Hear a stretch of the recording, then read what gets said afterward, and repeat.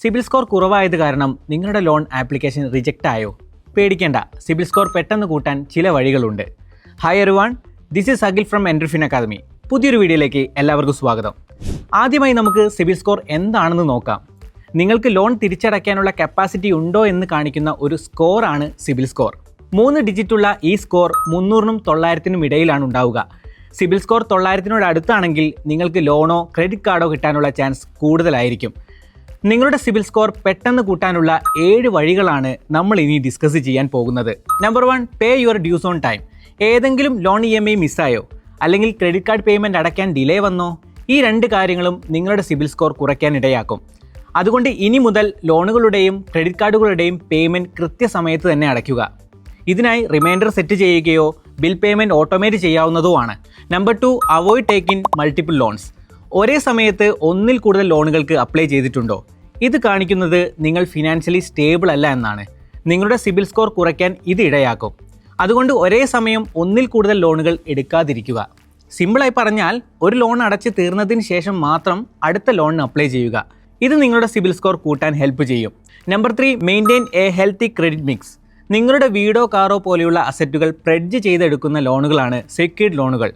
Home loan, auto loan എന്നിവ examples ആണ്. എന്നാൽ അസറ്റുകളൊന്നും തന്നെ പ്ലെഡ്ജ് ചെയ്യാതെ എടുക്കുന്ന ലോണുകളാണ് അൺസെക്യൂർഡ് ലോണുകൾ. ഫോർ എക്സാമ്പിൾ, പേഴ്സണൽ ലോണുകൾ അല്ലെങ്കിൽ ക്രെഡിറ്റ് കാർഡുകൾ. പക്ഷേ കൂടുതൽ അൺസെക്യൂർഡ് ലോണുകൾ എടുത്താൽ അത് നിങ്ങളെ നെഗറ്റീവായി ബാധിക്കും.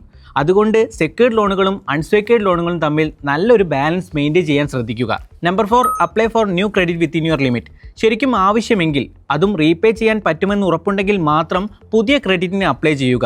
കൂടുതൽ കടങ്ങൾ നിങ്ങളുടെ സിബിൽ സ്കോറിനെ നെഗറ്റീവായി എഫക്റ്റ് ചെയ്യും. അതുകൊണ്ട് തന്നെ എപ്പോഴും ക്രെഡിറ്റ് ആവശ്യമുണ്ടെന്നുള്ള ഇംപ്രഷൻ ഉണ്ടാകാതിരിക്കുക. Number 5, monitor your cosigned, guaranteed and joint accounts. നിങ്ങൾക്ക് ഏതെങ്കിലും കോസൈൻഡ്, ഗ്യാരണ്ടീഡ് അതുമല്ലെങ്കിൽ ജോയിൻ്റ്ലി ഹെൽഡ് അക്കൗണ്ട് ഉണ്ടോ? എന്നാൽ ഒരു കാര്യം എപ്പോഴും മനസ്സിൽ വയ്ക്കുക, ഇങ്ങനത്തെ അക്കൗണ്ടുകളിൽ പേയ്മെൻറ്റ് മിസ്സായി കഴിഞ്ഞാൽ നിങ്ങൾക്കും തുല്യ ബാധ്യതയായിരിക്കും ഉണ്ടാവുക. അതായത് ജോയിൻറ്റ് ഹോൾഡറുടെയോ ഗ്യാരണ്ടി നിന്ന ആളുടെയോ ശ്രദ്ധക്കുറവ് കാരണം ആവശ്യമുള്ളപ്പോൾ നിങ്ങൾക്ക് ക്രെഡിറ്റ് കിട്ടിയില്ലെന്ന് വരാം. അതുകൊണ്ട് കഴിയുന്നതും ജോയിൻ്റ് അക്കൗണ്ട് ഹോൾഡറോ ലോണുകൾക്ക് ഗ്യാരണ്ടറോ ആവാൻ പോകാത്തതാണ് നല്ലത്. Number 6, review your credit history frequently. നിങ്ങൾ സിബിൽ സ്കോർ റെഗുലറായി മോണിറ്റർ ചെയ്യുകയാണെങ്കിൽ എന്തെങ്കിലും പ്രശ്നങ്ങളുണ്ടെങ്കിൽ അതറിയാൻ സാധിക്കും. ഇത് പറയാൻ ഒരു കാരണമുണ്ട്. സിബിൽ സ്കോർ നിങ്ങളുടെ റെക്കോർഡുകൾ അപ്ഡേറ്റ് ചെയ്യുമ്പോൾ ചില മിസ്റ്റേക്കുകൾ വരാൻ സാധ്യതയുണ്ട്. അത് തെറ്റായ ഇൻഫോർമേഷൻ റിപ്പോർട്ടിൽ അപ്ഡേറ്റ് ചെയ്യുന്നതോ വിവരങ്ങൾ റെക്കോർഡ് ചെയ്യുന്നതിൽ വരുന്ന താമസമോ ആവാം. ഫോർ എക്സാമ്പിൾ, നിങ്ങൾ റീപേ ചെയ്ത ഒരു ലോണിൻ്റെ വിവരങ്ങൾ ക്രെഡിറ്റ് റിപ്പോർട്ടിൽ അപ്ഡേറ്റ് ചെയ്തിട്ടില്ല എന്ന് വിചാരിക്കുക. അത് നിങ്ങളുടെ ക്രെഡിറ്റ് സ്കോറിനെ നെഗറ്റീവായി ബാധിക്കും. സിബിൽ സ്കോർ ഇടയ്ക്കിടെ നോക്കുകയാണെങ്കിൽ അത്തരം മിസ്റ്റേക്കുകൾ അപ്പോൾ തന്നെ കറക്റ്റ് ചെയ്യാൻ നിങ്ങൾക്ക് കഴിയും. Number 7, build up good history gradually. നിങ്ങൾ ലോൺ എടുക്കുന്നത് ഒരു അത്യാവശ്യത്തിനായിരിക്കാം. എന്നാൽ ശരിയായ രീതിയിൽ ലോൺ യൂട്ടിലൈസ് ചെയ്താൽ അത് നിങ്ങളുടെ ക്രെഡിറ്റ് സ്കോർ കൂട്ടാൻ സഹായിക്കും. അതുകൊണ്ട് എപ്പോൾ ലോൺ എടുക്കുമ്പോഴും നീണ്ട കാലയളവിലേക്ക് എടുക്കുക. അപ്പോൾ നിങ്ങൾ കുറഞ്ഞ EMI അടയ്ക്കേണ്ടി വരുള്ളൂ. അതേപോലെ നിങ്ങളുടെ ക്രെഡിറ്റ് ലിമിറ്റ് കൂട്ടുക. പക്ഷേ ക്രെഡിറ്റ് ലിമിറ്റിൻ്റെ 30% കൂടുതൽ ഉപയോഗിക്കരുത്.